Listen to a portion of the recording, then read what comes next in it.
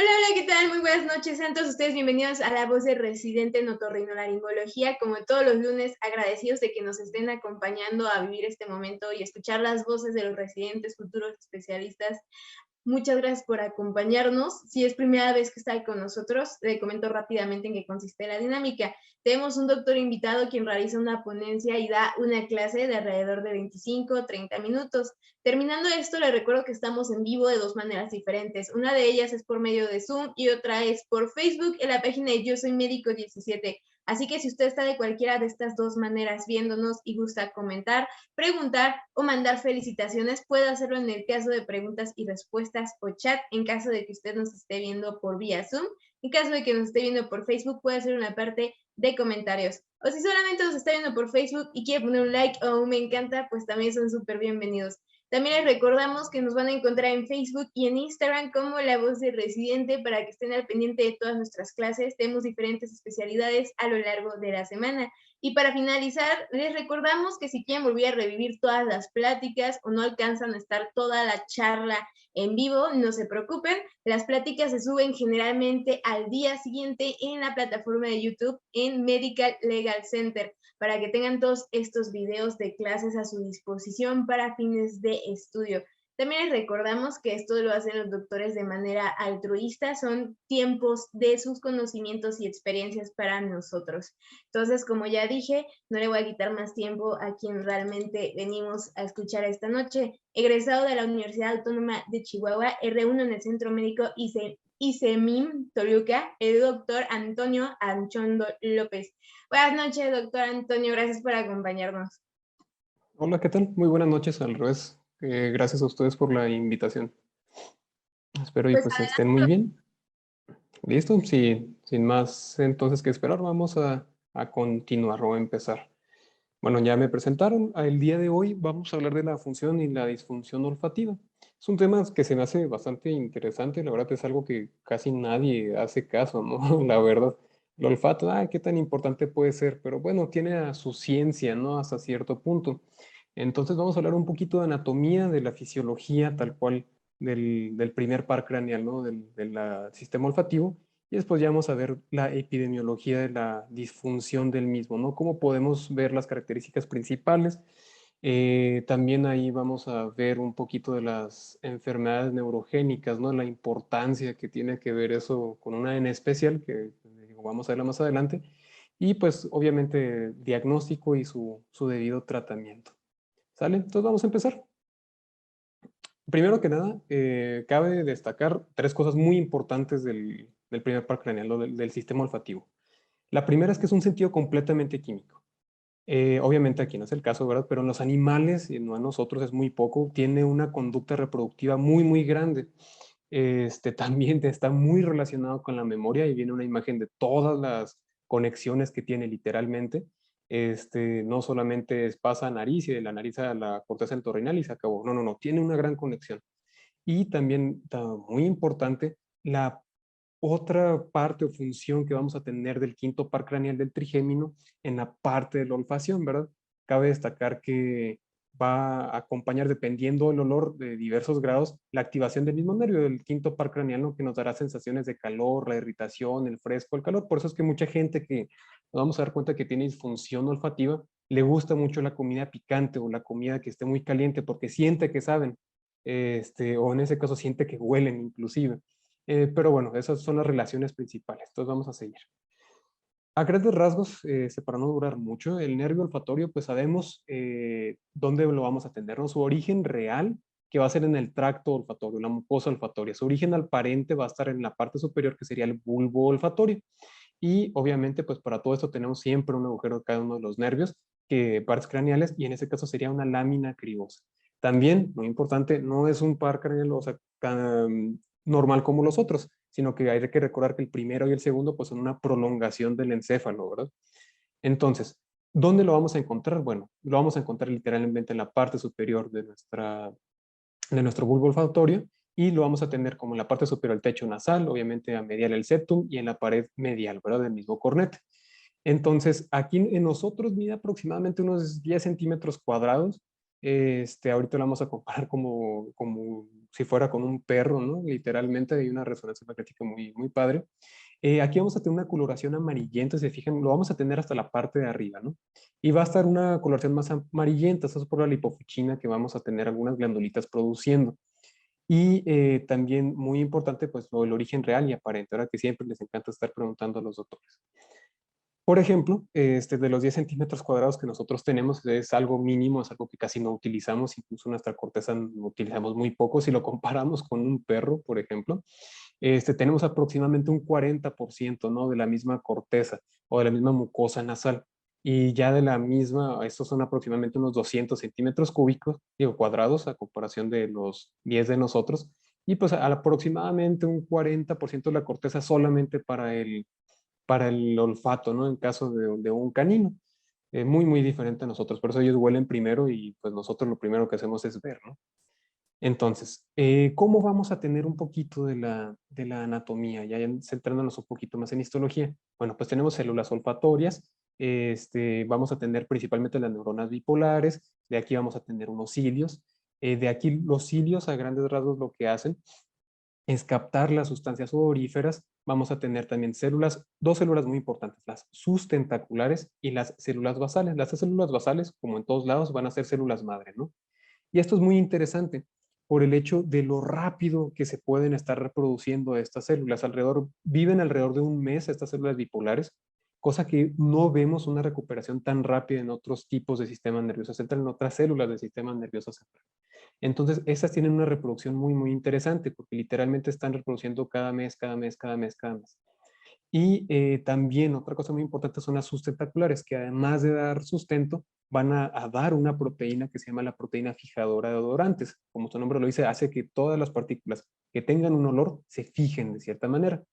Y otra cosa que nos va a ayudar mucho es la glándula de Bowman, que es lo que forma o lo que crea la lipofuchina, que hablábamos de ese color amarillento, ¿no?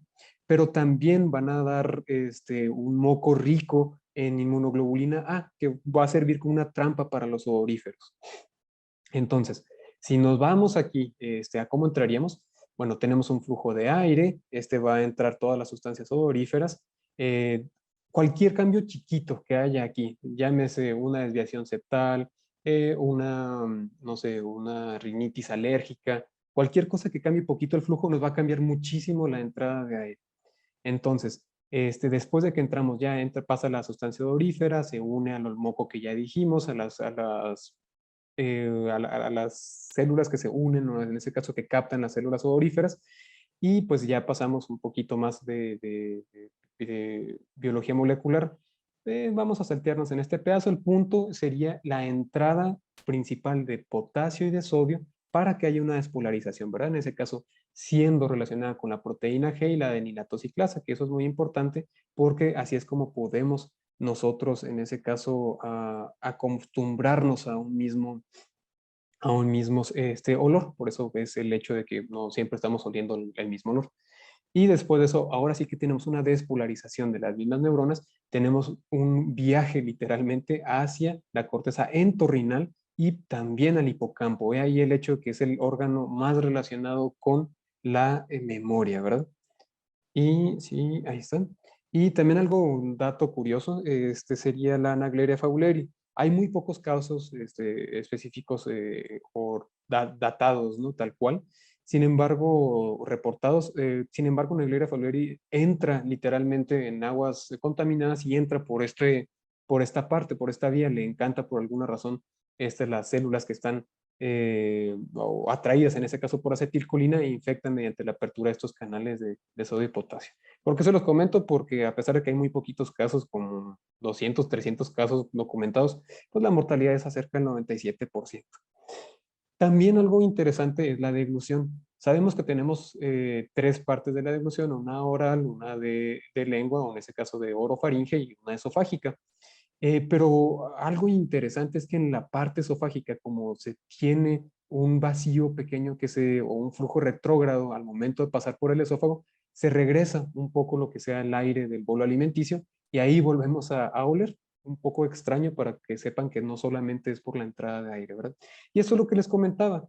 de cómo vamos a tener literalmente una gran conexión de todo este complejo rinoencefálico, ¿no? De tanto el sistema límbico, se fijan cómo no solamente es el núcleo olfatorio y ya llega y se acabó, no, sino que tenemos una gran extensa área de comunicación, ¿verdad? Cuerpo mamilar, al hipocampo, obviamente pues al giro del cíngulo, al tálamo. Si se fijan, son muchas cosas las que tenemos. ¿Y cómo vamos a adaptarnos? O porque, bueno, ¿cómo le hace la gente, no sé, que trabaja recogiendo la basura? ¿Cómo es que aguanta ese olor tanto tiempo? Bueno, no es que lo aguante tanto tiempo, es que se acostumbra, ¿verdad? El cuerpo, pues, como siempre, es muy útil y demasiado interesante en muchas cosas. Pues la adaptación sensorial es algo muy útil. Por ejemplo, después de un minuto aproximadamente, número uno, vamos a tener una baja en el AMP cíclico, ¿verdad? Hay que recordar que se hace ATP-AMP cíclico. Entonces, como tenemos poquito MP cíclico, pues bueno, ya los canales de sodio y de potasio ya no se van a estar abriendo tanto. También el calcio inhibe el mismo AMP cíclico, entonces no se va a despolarizar, ¿verdad? Y obviamente, como dijimos, el trigémino, el quinto par craneal, pues también ayuda, ¿no? Interactuando mediante la supresión y la misma mejoría. Ya pues hay varios tipos de interacciones, ¿no? Informativa desde el tálamo, también hace una retroalimentación, el mismo bulbo olfatorio hace otra realimentación negativa. Entonces, hay muchas formas, ¿no? Para podernos adaptar. Ahora sí, vamos a empezar con epidemiología. De aquí muchos estudios varían, pero lo principal, o como lo toman, es que aproximadamente el 15 o 20% de las personas de más de 40 años, si tienes mucho, van a presentar un trastorno tal cual de la olfacción, ¿no? Y pues en ese caso incrementa de forma consistente, así como los riñones que nos decían que cada 10 años va bajando un 10% la efectividad. Bueno, algo muy parecido, ¿no? Hasta más de los 80 años ya tenemos un 50% de los pacientes que ya tienen una disfunción tal cual. Entonces, pues le digo, también aquí depende mucho del estudio, de dónde lo veamos. En cuanto a los trastornos de la olfacción, aquí se me hace bastante interesante porque los dividimos en cuantitativos y cualitativos. En el caso de cuantitativos, pues vamos a tener la hiposmia y la anosmia. Hiposmia es debajo de, entonces tenemos una percepción baja, ¿verdad? Una percepción disminuida. Y anosmia, recordando que el prefijo a pues se refiere a que no hay nada, entonces no tenemos nada de olfacción, pero una percepción nula tal cual. Y tenemos unos muy interesantes, que es la parosmia y la fantosmia.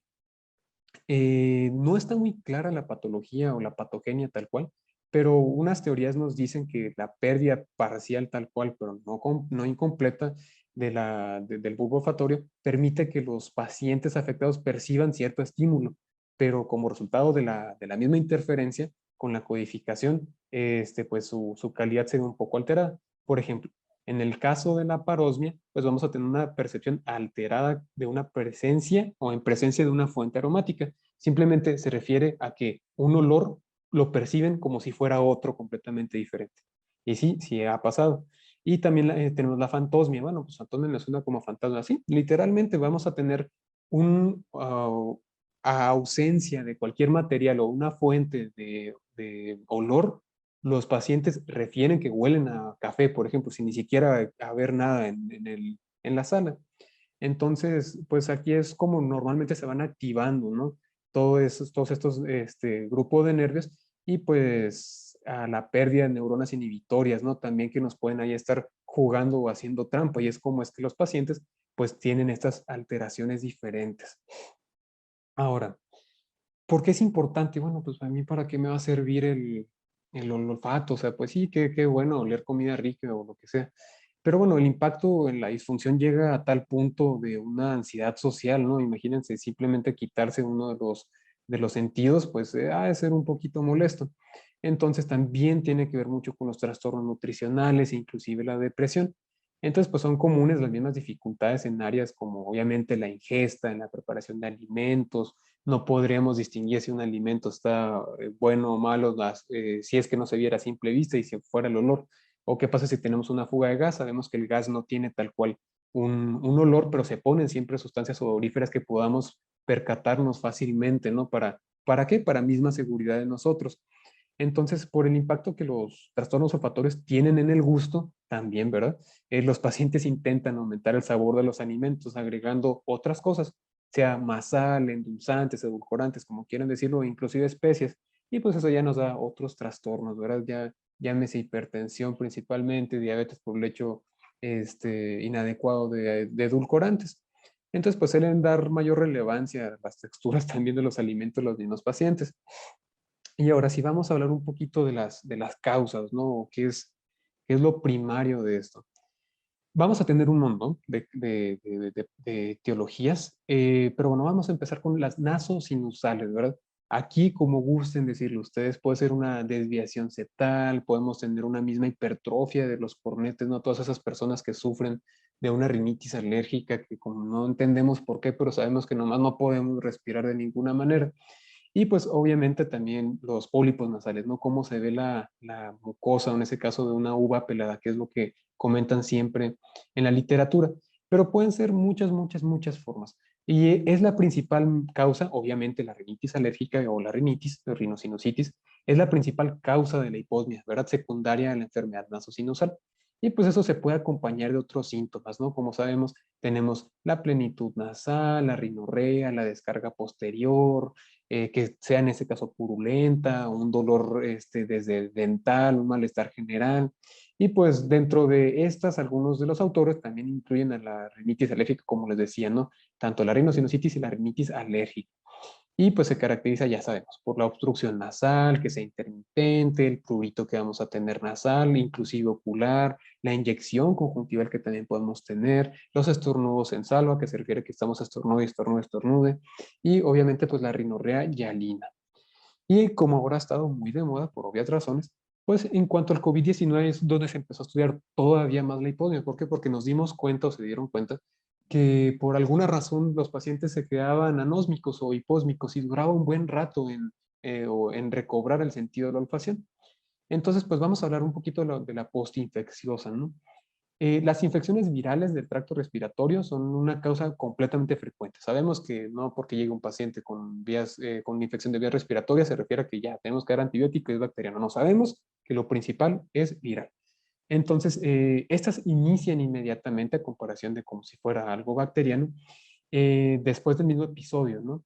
Aunque pueden desarrollarse hasta 6 meses después la misma sintomatología.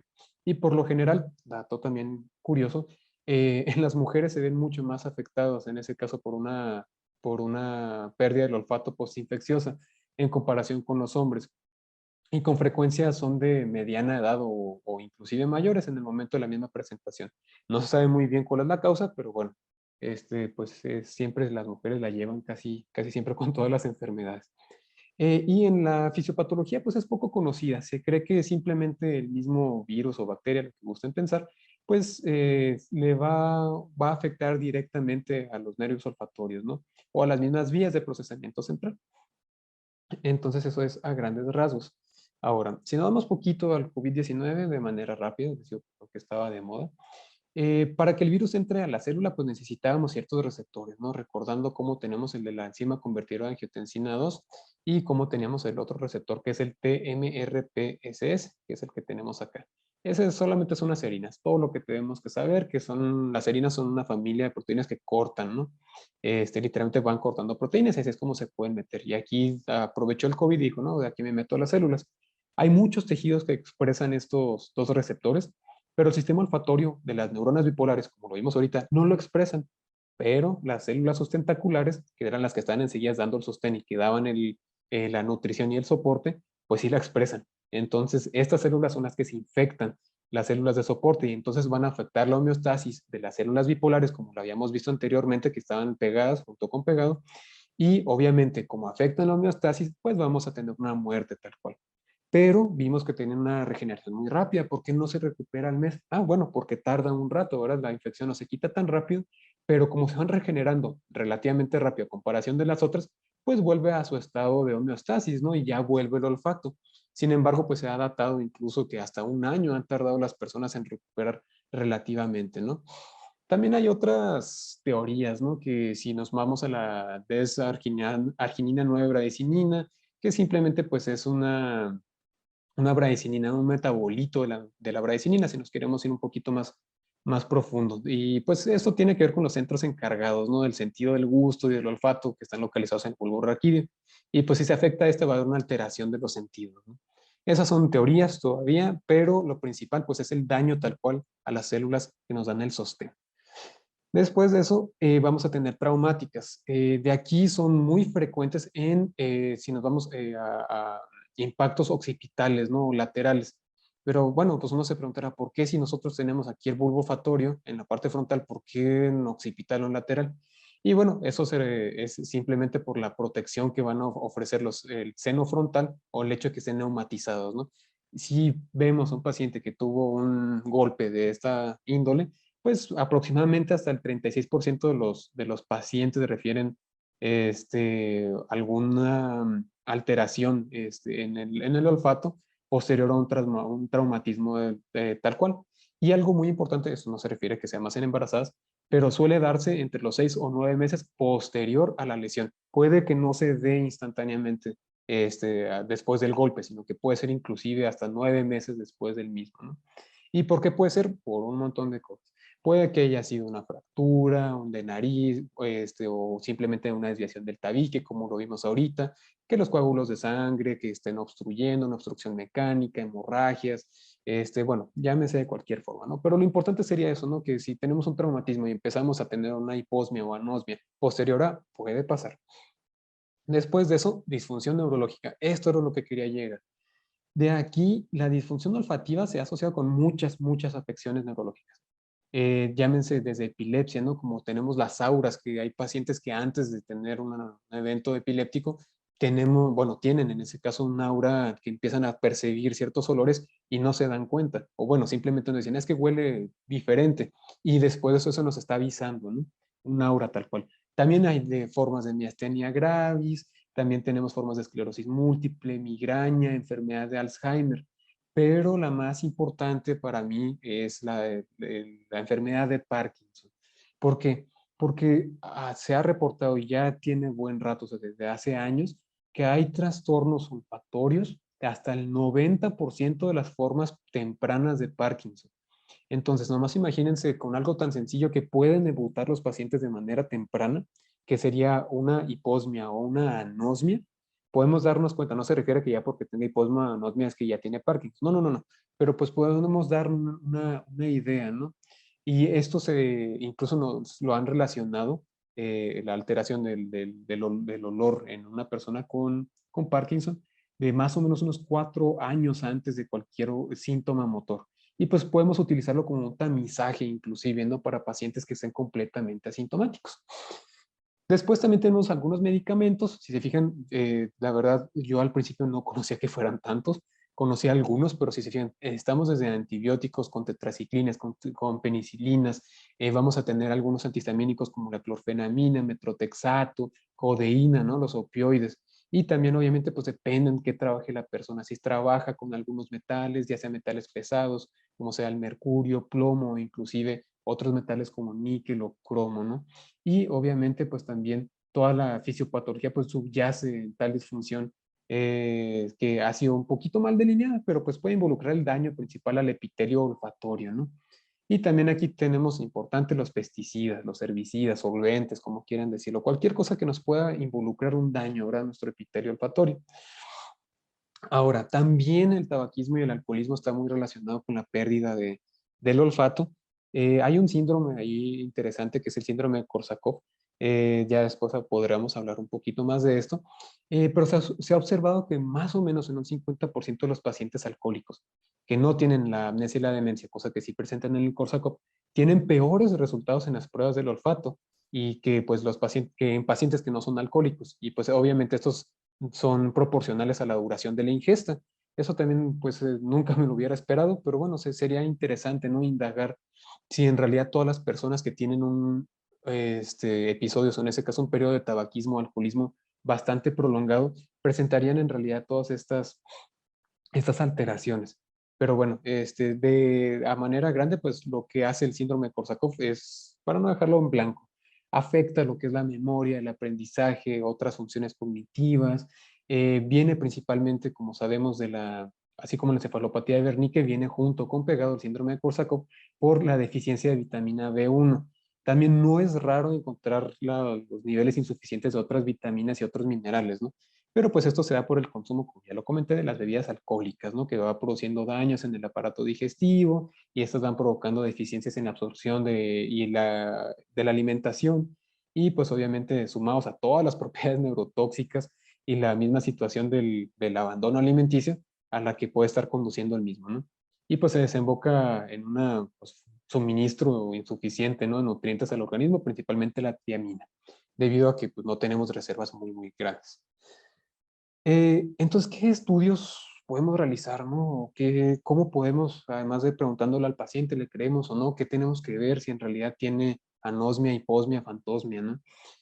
Bueno, lo que nos comenta la literatura es de principal, nos recomiendan una nasofibrolaringoscopía, ¿no? El hecho de meter un nasofibroscopio por la nariz y en ese caso ver si tenemos alguna estructura diferente o ver cuál es la patología principal. Pero pues en manos experimentadas, o sea, bueno, no tan experimentadas, podemos ver hasta inclusive en la rinoscopía anterior, podemos identificar alguna de estas patologías. Y en caso de que descartáramos una etiología nasal de las que comentamos anteriormente, pues se recomienda hacer un cuestionario, ¿no? Que en ese caso es el MoCA, el de Montreal Cognitive Assessment, que esto es básicamente una forma de mini mental yéndonos un poquito más a un trastorno neurológico. ¿Qué pruebas podemos hacer? Bueno, aquí son dos principales, que es el OPSIT o SIT, se llama así, y el Sniffing Stick. El OPSIT es el que tenemos en este caso al lado izquierdo. Hagan de cuenta, es básicamente un rascahuele, para no meternos un poco más a detalle. Y después está validado para detectar hiposmia y diferentes grados de afección según el sexo y según la edad. Y los sniffing sticks, así como su nombre dice que son palos para poder oler, pues son literalmente unas plumas que van a tener aromas encapsulados y pues van despidiendo aromas concentrados, ¿no? Y nomás se le pide al paciente, se tapa y no sé, le damos, por ejemplo, el número 4 y dice, no, pues huele muy poquito. Y le damos el número 12 y ahí nos dice, no, huele mucho más. Entonces, esto nos permite, pues, ver o en ese caso diferenciar el umbral, ¿no? Y la discriminación de los mismos aromas. ¿Por qué? Porque tenemos diferentes. Bueno, ya hicimos todo esto, pero no nos quedamos satisfechos. No, pues queremos hacer una tomografía, una resonancia. Bueno, pues no están indicados tal cual como primera instancia para descartar todo esto. ¿Por qué? Porque, bueno, las alteraciones del olfato vimos que son de diferentes causas. Entonces, dependiendo obviamente del padecimiento, en donde no hay una causa identificada, pues bueno, sí podríamos hacerlo. Pero en ese caso la tomografía de nariz y senos paranasales, en caso de que se deba de usar, es útil, ¿no? ¿Para qué? Para formas obstructivas, alguna desviación septal, alguna neoplasia que nos esté tapando ahí. Y obviamente, pues en los casos de rinosinusitis y cuando se requiere valorar la integridad de la fosa craneal anterior, como en el caso, no sé, de algún traumatismo craneoencefálico, ¿no? Y en el caso de la resonancia magnética, pues es de mayor utilidad en enfermedades neurodegenerativas, como habíamos visto, ¿no? Como la enfermedad del Alzheimer que les comentaba. Entonces, donde obviamente se van a observar los datos de atrofia cerebral y la acentuación de los surcos y las fisuras. Pero bueno, eso ya es otra cosa. Y también dato relativamente importante y curioso, pues la infección por el SARS-CoV-2, ¿verdad? Por el COVID-19, pues se ha visto cierta atrofia de bulbo olfatorio. ¿Por qué? Por lo que ya habíamos comentado anteriormente. Entonces ya vimos cuáles son las etiologías, cómo podemos descartarlo, cuáles van a ser algunos de los estudios, los dos estudios principales, y cómo vamos a tener el tratamiento ya para terminar. Bueno, obviamente depende de la etiología. Una causa obstructiva, pues lo más probable, dependiendo de cuál sea la obstrucción, como hemos visto, pues depende o en ese caso se trataría de forma quirúrgica, ¿no? Los padecimientos alérgicos, pues vamos a responder bien a esteroides tópicos, esteroides nasales, antihistamínicos, y algo que aquí nos apoyan muchísimo en rehabilitación y poniatría, pues es la terapia, ¿no? Que ha sido la que ha tenido mayor evidencia para la mejoría de los trastornos del olfato, ¿verdad? Que es la misma rehabilitación olfatoria. Aquí está muy interesante, ¿por qué? Porque literalmente consiste en reeducar al olfato, literalmente de esa manera como ya teníamos cierta destrucción, o en ese caso tenemos cierta afección en nuestra vía olfatoria, pues bueno, simplemente como cualquier otra cosa, vamos enseñándole a nuestro cerebro nuevas vías. Entonces, se emplean 4 o 5 grupos diferentes. Si se fijan aquí, son completamente aromas diferentes. Pueden usar los que quieran y los que tengan a la mano. Pueden ser desde algo frutal, floral, aromático, algunas fragancias, ya sea no sé, de limón, que ahí tenemos casi todos limones a la mano, o inclusive cualquier especia que tengamos en la comida, puede ser vainilla principalmente, ¿no? Y aquí vamos pidiéndole al paciente que vaya oliendo cada una de estas y nos vaya diciendo a qué es lo parecido, ¿no? Y el punto de esto es estarlo repitiendo varias veces para ir otra vez, en ese caso, reeducando a nuestro olfato. Y se ha visto, como les comenté, que es la que más ha funcionado. También, obviamente, pues de los esteroides tópicos, algo que me faltó, de manera conjunta con el tratamiento olfatorio, con el entrenamiento tal cual, pues es el que se ha visto también con muy buenos resultados. Ver las puntuaciones en el umbral de manera es lo más eficaz que hay. Y los resultados duran mucho, así como todas las rehabilitaciones es muy tardada y obviamente aquí hasta 8 meses para que haya cierta diferencia en los olfatos. Digo, también pues la gente lo que piensa es, ay no, qué flojera ir en ese caso rehabilitación de este tipo solamente por 8 meses, pero bueno, eso ya es decisión de cada uno y se avisó que desde mucho antes se pueden encontrar resultados útiles. Y otra cosa, y por último, serían como misceláneos, ¿no? El hecho de utilizar el ácido alfa lipoico, la teofilina, la vitamina A, la insulina y el omega 3, que se han visto con buenos resultados junto con estas dos terapias, ¿verdad? Y eso sería todo. Muchas Gracias gracias, por su doctor. atención. Antes que nada, me gustaría comentarle muy fluida plática. Creo que podría ser buen maestro, tienes muy buena manera de hablar y muy entendible. Entonces, Gracias. ¿están de acuerdo conmigo? También manden por ahí sus felicitaciones a los que nos están viendo. Ya vi algunas, pero eso ahorita las paso a leer. En caso de que alguien tenga alguna pregunta o quiera mandar sus felicitaciones o comentarios, hay que escribirlo en la parte del chat en caso de que nos esté viendo por Zoom. Si lo está viendo por Facebook, lo puede hacer en la parte de comentarios. Mientras tanto, doctor Tony, ¿sería tan amable de regalarnos su consejo para compañeros de residencia? Primero que nada, bueno, más yo que estoy iniciando en esto, les digo, es algo que nunca me había puesto a pensar hasta que me tocó dar el tema y se me hizo muy interesante. Entonces, siempre pregunten. Incluso, o sea, puede que demos con un paciente que tenga algún trastorno neurológico solamente preguntando. Y obviamente, si tenemos una patología como las que hablamos anteriormente y vemos a la rinoscopía anterior, no sé, una desviación o lo que sea, preguntar siempre y irnos siempre por ese pequeño dato, ¿no? Que hasta nos puede hablar de todas este tipo de patologías, pero siempre haciendo hincapié en algo tan pequeño que nos puede dar una forma de discriminación para una enfermedad tan importante como la enfermedad de Parkinson.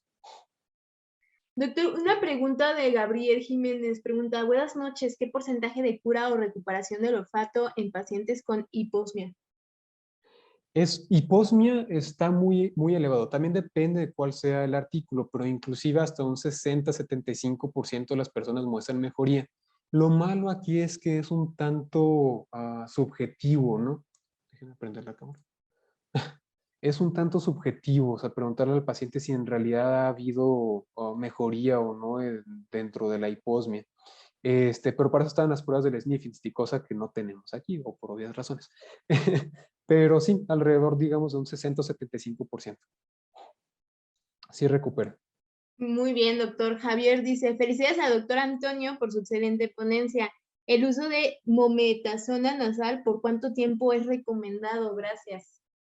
Bueno, gracias primero que nada. Y aquí dependería mucho. O sea, por ejemplo, en el caso de la mometasona, pues no sé, pensando que vamos a utilizar un esteroide tópico, podemos dejarlo, primero debemos dejarlo por 30 días mínimo, o lo que yo he visto en nuestro centro. Y de ahí podemos dejarlo inclusive hasta 4, 5, 6 meses y ver cómo va evolucionando el paciente. Y en ese caso, pues tristemente, si tenemos una rinitis alérgica o una panrinitis alérgica que siempre la vamos a tener activa, pues siempre pensar en el uso de la mometasona. Muy bien, doctor. El mismo doctor Javier mandó sus saludos desde Puebla y el doctor Gabriel contestó que muchas gracias. Veo también un comentario de Oscar Barreto, qué buena plática, saludos. María Gutiérrez, felicidades, doctor, muy buena plática y bastante entendible, excelente. Víctor Manuel, saludos desde Nuevo León, felicidades. Maite Silva, excelente práctica, explica muy bien y muy didáctica. Entonces, también me gustaría recordarles que si quieren volver a revivir la plática del doctor Antonio, la van a encontrar en la página de YouTube de Medical Legal Center. Si la quieren buscar por Facebook, se queda guardada en la página de Yo Soy Médico 17. Norma Morán dice, buenas noches. ¿Qué riesgo existe en el uso de corticosteroides nasales y contagio de COVID-19? No, bueno, buenas noches primero que nada. No sé si se refieren, o sea, riesgo de contagio por uso de corticosteroides o cómo fue la pregunta. Dice, buenas noches. ¿Qué riesgo existe en el uso de corticosteroides nasales y contagio de COVID-19? Bueno, ahí por lo que entiendo sería como que si utilizamos corticosteroides nasales y tuviéramos riesgo de contagio COVID-19, ahí sí desconozco, la verdad, no sé si haya tal cual, o sea, pues obviamente si es compartido el inhalador, pues sí habría un tanto de riesgo, pero no estoy muy seguro que haya una correlación tal cual. La verdad, ahí sí tendría que buscárselo y decirles. Muy bien, doctora. Entonces, no se preocupe si está excelente. Igual si la doctora puede replantear la pregunta, también ahí se lo agradecemos. Mientras tanto, le estaba comentando si hay algún residente que guste dar una plática como lo hizo hoy el doctor Antonio, con mucho gusto, mándenos un mensajito a nuestro Facebook o a nuestro Instagram de La Voz de Residente. Les recuerdo que esto se hace de manera altruista, es tiempo que los doctores están dedicando para nosotros, para cuestiones educativas, para mostrarnos de sus conocimientos y enseñanzas para la comunidad médica. Así que, doctor Antonio, muchas gracias por darse este ratito, estos 40 minutos realmente. Te vuelvo a hacer el comentario, hablas muy bien, eres muy buena ponencia y tienes mucha facilidad de palabras. Así que muchas gracias, felicitaciones. La doctora María comenta, buenas noches desde Ciudad de México. Entonces, ya no veo más comentarios ni preguntas. Me gustaría también recordarles que si por ahí hay algún jefe o jefa de residentes que requiera pláticas para adiestramiento o capacitación en temas médicos legales, nos puede mandar un mensajito a nuestro Gmail de atención.mlc@gmail.com y con mucho gusto va a recibir pláticas de manera gratuita. Solamente pónganse en contacto con nosotros y ahí nos ponemos de acuerdo. Doctor, estoy viendo otra vez una pregunta de la doctora Norma. Dice, dado que disminuye la respuesta de defensas, inhiben macrófagos y leucocitos. Okay. Ya, entonces ya comprendí. Yo pensé que era, o sea, por el uso como compartido, algo así. Sí se ha visto que hay una disminución, obviamente, porque vamos a tener como una forma de un esteroide, ¿no? Tal cual. Sin embargo, no, o sea, no sé decirte sería el porcentaje. Si hay ya comprendí la pregunta, si hay una correlación, pero es mínima, es muy, muy, muy, muy mínima. Sin embargo, no sabría decirte cuál sería un porcentaje. Muy bien, doctor Tony, pues ahora sí ya es todo. Muchas gracias Ok, por su plática sí. esta noche y pues No sé si... dígame.